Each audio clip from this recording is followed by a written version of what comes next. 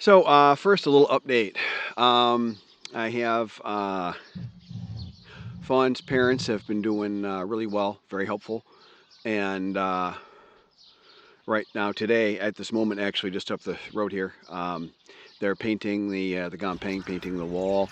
I painted one section and cut in the trim on a total of 3 sections to communicate a clear pattern of how the paint colors work. I picked 2 colors, which is probably pushing it here in Thailand, but I walked Kunpa through it using my best Thai. Could look up the word and look at the spelling, and then I know most of them. By most, I mean more than 51% of the tone rules. I don't know them all. Maybe I know 80% or something. I don't know, but whatever. So I could most like it's being careful, communicated with Kunpa, and got that pretty good, I think, and I think I'm happy with that.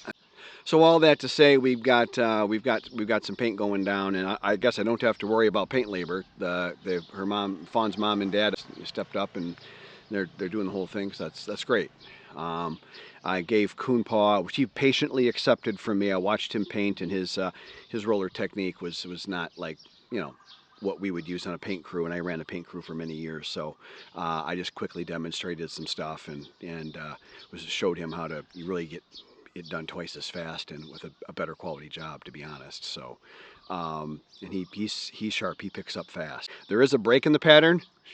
A little nervous about that. I'm probably going to paint the actual break, the back of the front wall. That's like a front again. So the wall's got 2 fronts. It's got the front of the front wall and the front of the back wall, and the house is in the middle. I want those to be identical. So that may sound weird, but that's how I feel about it, and that's what I want. So we're doing that. The orange metal sheet, there's about a dozen sections up. You'll see there'll be some bonus footage at the end. It's looking good. Happy with the orange metal sheet. I'm sure there's a lot of talk in the area that I'm nuts and there's a crazy foreigner making some bizarre wall. But when it's all done, it'll look nice to me, and that's really all I care about. But it'll look rational. It won't look like some bizarro thing. I'm going to do a deep dive video coming up on integrating with a family and with a woman who has male children, because that's so complicated, and I've learned a little more over the last further year since I've done my last video on that. And I want to share some of what I learned. Today it came to the forefront because I had to, well, actually a couple days ago I had to discipline the one boy, and then today I had to just give some negative feedback verbally to the other boy, who was immediately crying, and went and held Fawn, and Fawn was crying because Fawn is really a very, very sensitive person. Probably even by some of the more sensitive Thai, she'd be on the sensitive end of even that. But she later said I did nothing wrong. She appreciates me. And then Kim, to his credit, to both their boys' credit, all the times I've disciplined them, they've later said, "Oh, I deserved it. I was out of line." And Coon Robert, that's me. Was correct, and they needed the discipline, including spanking. So I've never had a young kid ever say anything like that before. Today's content is going to be on. You're going to need some thick freaking skin. You're going to need some thick skin because you're not going to have your buddies back home. In fact, most of your buddies back home, probably most, are probably not going to be your buddy anymore. Some will be your new enemy, your brand new enemy. That's an interesting one, but that'll happen. If you're divorcing, you're going to have a brand new enemy there most of the time, which is really such a waste of time for everybody. Why do people feel the need to go and be competitive with you, and they're going to do better at it because you're going to do worse, and so relatively, therefore, the difference is they're winning. Why do so many people, so many Americans, so many people around the world, I think, feel that way? I get the same exact thing here in the village, I'll tell you that. So you're going to get back home. You're going to have to really put out of your mind and go, well, I mean, that really is that. Now, there's a good use of Leo Day cow. That's up to them if they want to, if they want to do that. Hope that makes you happy. That's the same thing as drinking poison, waiting for the other person to die, and I'm not dying anytime soon that I'm aware of. But people feel the need. So you will find back home a number of people will look to send as much venom as absolutely physically possible to you. And if you don't accept, if you block people on various texting apps and social media sites and such, then they will try to get at you through other people. Try to maybe hurt some of your children or something you've got back home, because then that'll hurt you if they can hurt your kids. That's a good play. You'll get that. you get the idea. You're going to get plenty of that. And here, um, it does. I've got several videos up in total on my channel on jealousy and such, and you'll find jealousy is a big social driver here. And I know just when I shot that wedding video, not really wedding video. I attended a wedding. I reference it fairly briefly, and then springboard off of that into a broader lesson of village culture here and of my specific village, which I'm going to say, in general, not a fan of the body at large of the culture of most people and how they've bought into it. Again, why would you stay here? Because again, as I say, on my case, Fawn and her family have not bought into that culture. Her and her immediate family. Any other people may have bought into it or not, that's up to them. It's not my problem. This is a funny thing. I've kind of cleaned myself up a bit. I took a break on my skin treatments, let my skin kind of really heal, and then I've just started back on it again, and so my skin is really responding. And people were guessing my age. Here, Thais, if you ask them to put dron, they will talk straight. Literally, it translates to talk straight, which is how we would say it, and I find that so interesting. If you ask them to, they will do that. And I was getting my age guessed at 63 when I was 57 here. 57? Yeah, 57 when I came here. And I turned 60 very soon now. And people guessing my age now are saying 48 to 50. So I've taken 10 plus years off my apparent age, which I'm liking.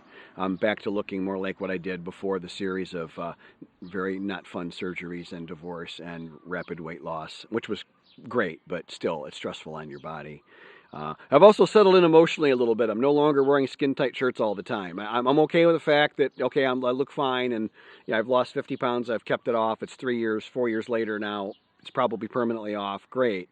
But it's like that Eddie Murphy movie on the weight loss. He was like a chemist. He invented some like miracle drug. As soon as he took it, he immediately lost like 250 pounds or something. If you know Eddie Murphy in real life, he's always been very fit.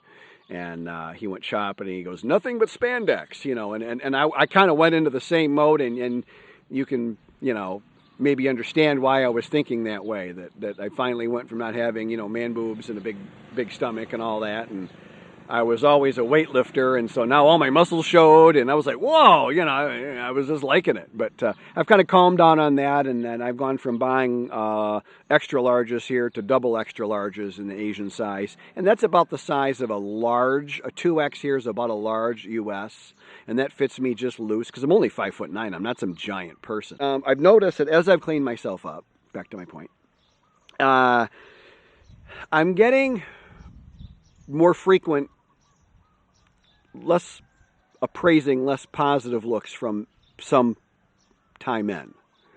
Now, if you look good, you will also get draw attention in yourself in a good way. People, if you're, by look, this isn't like the How to Be Handsome channel, because who cares? But it's like if you're wearing respectful clothes, wearing long pants. It can be jeans. It can be torn jeans, because those are in style here. That's fine.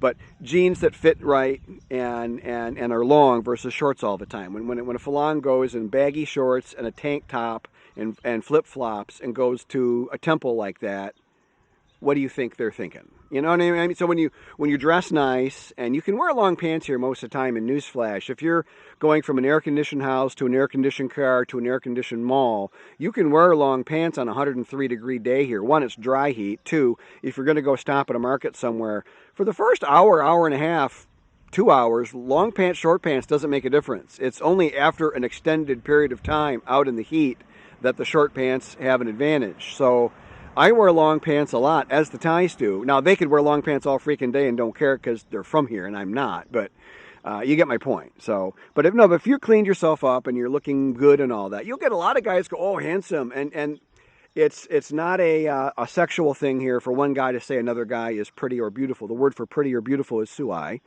and and you might get a man say that. It just means it looks good. Think of it as not pretty or beautiful, which to us has baggage of a sexual or a gender nature. Here it just means it looks really good or something. Look at it that way. Or law, it means literally handsome, which is just for men only. Now, you'll get that. You'll get positive stuff, is my point, and all that. But then I am getting some guys kind of looking at me, and again, the face, you can read their faces because in Thailand, the standard for a Thai is to really show a very jai thing all the time. When they're not, that, as I've said before, and I talk about that in my book a fair bit, that tends to indicate a real problem. And I am getting that more as I've cleaned myself up a bit more. Maybe some people feel I'm looking too good. I don't know. I'm not going to worry about it. I do what makes me happy. I'm enjoying being fit, and I'm enjoying having lost the weight and having kept it off. Sue me, I don't care. And then two, Fawn, I am a bit of a human life-size Dapper Dan doll for Fawn. She loves dressing me up, and Dabo's wife does the same thing for him. And although Dabo has a different style, but Dabo's a whole other conversation. Kidding. But then, as we further on this, as we begin to make the wall, which is part of the pre-construction for the home. People are seeing the size of Fawn's land, how pretty it is, how private it is, how it's got such a beautiful view, and there's trees around it.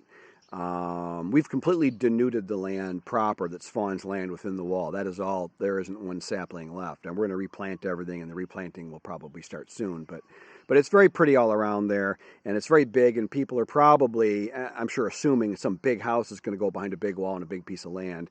They're going to be a little disappointed. Because I am building a tiny house. It's 700 square feet, plus a huge shade structure, which will be integrated into the home and look like part of the home, but there's no walls, no rooms. I just want enough to be comfortable, and then past that, I don't care. I really don't care. All right? Fawn doesn't want a big house because she wants to clean it. She doesn't want I'm sure she doesn't trust me hiring a cleaner. My friend owns a bar with a bunch of really pretty staff. I'm sure one of them, never mind. But no, she wants to clean it herself out of pride, the Isan traditional pride and all that. And she's been a woman of her word on that because she has not argued at all to make it not 1 centimeter bigger. And I've walked her through the plans many times as I've come through different iterations. Now we're on the final plan, and now I'm just detailing out the steel locations and stuff like that. Now we're down to it. But anyways, as we're doing that, then Fawn has really been at borne the brunt of the local gossip and all that. And that was kind of interesting because she saw this morning's content, which was detailed me loaning money to somebody in the village. She knows who. And she asked me if it was. And I said, I don't know. I couldn't say. So she couldn't be sure that that's who I was talking about either. Her English is good, but not good enough to discern the subtleties of exactly what I was talking about. Spare her any aggravation there. But in that, her concern for me was, and she started asking me, peppering me with questions on that video on how I broke all the rules in loaning money. And that's the title of the video in the thumbnail. You can see it. I'm wearing a scarf in the thumbnail. It's the only video I'm wearing a scarf in. And her only concern was that I was talking about that I borrowed money from somebody. And that would make me look further poor than I already might look here in the village. That's the reputation I've cultivated, is that I'm not a wealthy falang. And I just want to be left alone. I just want my private, my peace, and I'm happy on my own. I'm a self-happy kind of guy. Basically, most people who come into my life just take my happiness down a notch. Not looking for that. I get some people that help me, and that's great. Those are called friends. I have a few of those. Anyway, so her concern was that I would look bad. It wasn't that I was doo-tooking the ties or anything like that. It was really, so my point is it was very nice because here her concern was for my reputation, how I look. Now that reflects on her, but I think in her case she genuinely cares about me and how I look specifically, not just as she's paired with me. So that's how I feel. And I know when I've disciplined her boys, she sided with me on the disciplining. In the moment, she isn't super happy, but then she's immediately on my side saying, no, that was good, thank you, help me, and all that, And her family has been very highly praising of that. And I came down on her boys a little bit today while they were going through the lessons for the private tutor I pay for. And her one aunt, the one that I had the big run-in with a long time ago, we both were screaming at each other. Think of how unacceptable that is in Thai culture. And I gave her some very choice insults in Thai. I saved the best insults for her at that moment. I was seeing red, furiously angry. So I had lost some control. I had lost some control of myself at that point, if I look back. It could have gone way worse. Anyway, so, but she was, I said some things about her boys need to dang jai, which is to really focus and want to do something. And and they need to chuafang, which is hear and believe, which means translates roughly to obey. The teacher, kru, teacher, and her aunt in the back was nodding and vocalizing agreement with everything I said, very positively. She's now one of my biggest supporters. And here, that's a telltale, how the people are reacting to what you're doing. You're saying doing something with one person and another person, how they're seeing that. It's a great telltale. It's a dead giveaway to what the other person's really thinking, because they're not technically per se involved in your dialogue or your situation or whatever it is. And you're going to have situations. You're going to have relationship with people. The only way to not is just to never talk to anybody and just be one of those falang that just basically they feel is snubbing the whole village. And I wouldn't recommend that. I wouldn't. You might need help at some point, and your house might need help at some point. Your wife might need help at some point, and those guys just make it worse. It's a beautiful afternoon or late morning, as you can see. Fawn had to work today. My back is really tired. I'll get a little update here. My back is really tired. I'm okay, but I spent two and a half hours painting the sample paints and cut-ins on the color for the wall. But I want whomever to get it right. I don't want the pattern wrong. When you're using two colors and it makes a pretty pattern, if the pattern's all left up, then you're better off just picking a color and going with it. And I wanted to do a little better than that. And the paint here is sold by pigment. The darker paint is considerably more expensive than the lighter pigment. But that paint's 20, 30% more expensive, I think. It's got more pigment in it. And that's how they do things here. You might wonder, geez, how do the Thais have these things? Rob's always saying how poor they are and how tough it is for them. I see them in these big houses. I see it. If you analyze and look at almost anything here, it's thinner, lighter, decontented. Fawn's car doesn't have cruise control. It's very light, very lightly built. You can feel how the door weighs 4 ounces, I swear. I mean, the glass is probably super thin. They've squeezed every nickel out of that thing everywhere they can. Toyota, Nissan, all the manufacturers here. And everything is that way. And the paint, I'm sure it's got the most water, the least amount of resin, the least amount of pigment possible. And even when you have darker pigment, that costs extra. Everything is decontented out, and because some things are what they are. And pigments are that'll be I'm sure a global trade, just like, gold, steel, lumber. There's prices for things, and then they tend to go a certain way. Other than shipping, they're the same price around the world because somebody else then will buy it and become a billionaire, right? Plastic resins are from petroleum precursors. There's a price to that. The price is the price. So everything here is like that. Anyway, so including my wall, which is fine. So anyways, that's what I was kind of thinking. So that's my point. Wrap it up here. So you will need thin skin because you're going to have a thick skin. Gosh. Don't have thin skin and come here. Don't do that. Get some therapy. Get your head right. Get yourself on solid mental ground. A solid mindset before you come here. You need to be King freaking Kong, okay? Because you're going to run into my best points are always at the end. You ever have like a weird neighbor? You ever have or you worked somewhere and there was always one guy, man, he's freaking couldn't get along with anybody. He was like the company a-hole. We used to call one of my companies, my second plastics company, we had a guy, we called him the turd in the punch bowl. That was somebody came up with that phrase. It was a little ugly, but I think it stuck quickly. Everybody called him that. If you've lost track of those people, if you've lost track of those odd guys from your prior employment, the weird neighbor you used to have, and you wondered where they are, what happened to them, I found them all. They're here and retired in Thailand. It is vastly and drastically unilaterally to the point when I meet somebody, if they turn out eventually, and with me, you're guilty until proven innocent. I'm telling you, I've never been that way before, but that's how I am here. And, it's rare that someone turns out to be a decent, reasonable, rational human being. Something about retiring in Thailand seems to attract the nut jobs or something, but I've got you really have to have thick skin because you're going to run across such a disproportionately high percentage of people with just extreme beliefs. I'm not going to get into what these might be because I don't care, and I don't want the channel to quickly degrade into some kind of post-apocalyptic zombie film. I'm thinking of World War Z. Nothing like that. But I mean, people with just extreme, ludicrous beliefs, and they'll be expounding those frequently. People who are just falling down, incoherently drunk every day, every day. People who just go to certain bars and sit at the bar all day, like they're checking in at their job with a perfect attendance record.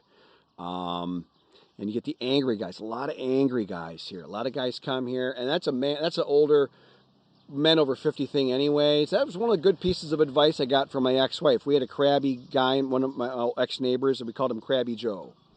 And he was 20 years older than us or something like that. And he had a scowl on his face all the time. And he's always mad about something and complaining about stuff. And she goes, you never want to be like that, right? And I go, no. And she goes, no, you want to watch your what thinking. And it was great advice. I took that to heart, and I keep that one, you know. And, but a lot of guys here like that. A lot you end up bumping into a foreign guy somewhere, and almost certainly someone driving by to go look at our wall.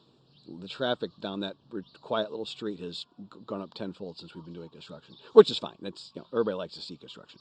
Anyways, no, you'll just get a number of a high percentage of guys like that. They're very angry, and they start raising their voice as they're talking. And I just make an excuse. I need to go to the bathroom, or I'm going to go sit with my Thai wife, or oh gee, look at the time, whatever it is. I don't want the person to feel insulted, so I just come up with some kind of excuse, and we part company peacefully, and that's it. But you'll have to do that a lot here. I think one of the bigger problems is if you feel like you have an emotional foundation back home, and for most guys, most of that's gone. It's overwhelmingly the most common is that guys here have no one back home anymore. They have no one they're talking to, and no family they're talking to. That's super common.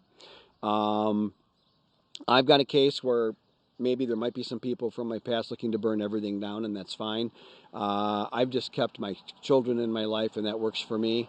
And then but I've always had friends. I've always been a close friends guy, and I've always had a few good friends. And my good friends, obviously, are the ones that stayed with me, right? So I know who those are now. Kind of funny, every single person I knew through the car hobby, I kept them 100%. Not one wavered, not one issue, not one problem. Not one comment other than a comment of support for me, how hard it must be to go through a divorce, how hard it must be to go through a forced retirement, how hard, just nothing but sympathy, empathy, and compassion, and kind thoughts and words from my car hobby friends. And those have kind of stepped up. And that's kind of, quick on that, that's kind of interesting. My son told me recently, on the bucket list stuff for us to do together, he doesn't really want to travel much, and I'm relatively unable, so that was a huge sigh of relief for me. But here's my adult son with autism. He's like the least materialistic guy you could think of. Again, he's happy riding his bike. Really has a really nice bike that I helped him with. But, to work every day, back and forth 2.25 miles to work every day. I'm proud of heck of him for doing that. He has, I think, a perfect attendance record, which is very hard with autism to do things like that. To be on time is very hard for them. That's initiating a task is extremely difficult. And with all that, so what's the one thing he thinks would be cool for us to share and do together while in my retirement, in my last years with him and all this? He's like, Dad, we got to get a cool car. His suggestion. So I'm like compiling a list of what might be acceptable. I told a couple of my good car friends, I'm like, well, looks like I'll be back. I really thought that was done because they're really expensive. It's really impractical. Financially, it's a very dumb thing. But if you got the money literally sitting around, which I would have, not that I'm rich, I'm not, but I have money to buy a car, and if I'm not going to be doing any bucket list travel, trips to Jamaica or anything, the only trip we both seem to want to do together is we would like to take one trip to Japan. There's a big sword and blade show there every year, and they have one whole store dedicated to Godzilla. And we like collecting knives, and we're both big Godzilla fans. So, and he'd like to. There's a couple of world famous sushi restaurants you have to book like 8 months in advance, and we'd make that part of the trip, and do that. And so maybe that's maybe my 65th birthday or something, maybe something like that. Wait a little while, save up my money a bit for that. I'll be a honking expensive trip. But do it while I still maybe can. Wait too long and you can't go, so I better not wait too long. I love being with them back home. It's great. In a couple more months, I go again, and I go see my daughter, which will be really nice. I haven't seen her new place. She moved to California, kind of, I think, during the divorce, and then she settled in, and I haven't been out there yet. And so I'm really eager to go out and see. I know she's crushing it. She's one of those kids that you never have to worry about. She's just crushing life. And I mentioned many times before, she's a dentist. I'm really proud of her for that. And her husband is an awesome guy. I mean, I'm proud of the guy she picked and the nice family and everything. So, you know, it's all good. It's all really good. Just looking forward to going out there and just appraising how awesome everything is. I've got no worries. It's kind of nice, you know. All right, that's it. Good luck. Keep your thick skin if you're coming to Thailand. You know, when ordering a doorway from a bunch of Thais, maybe specify the height. Just throwing it out there as a suggestion. Another thing to be careful, I have to be careful of, is I don't fall in love with this place too much. It is turning into a bit of a dream place for me. This is kind of my taste. I do really like it. The Blue Gate, look at that. It's been a really good day. Had a awesome leg day. Did a creatine cycle. Went to Bonkers Cafe in Kolat, which I highly recommend. That might, as far as I can tell, that's the absolute best cappuccino in the entire city of Kolat. It's 10 out of 10. You can't get any better. It's perfect. The whole thing is crema. You can't get any better than that. Had a nap, had a massage, not in that order. And now I need some orange soda, and I'm going to wash my motorcycle. But right now I got to go to the store and get my orange soda. This is a typical Monday. Gosh, I love being retired. My name is Rob, and thank you for supporting my YouTube channel. I meant every word I just said with respect.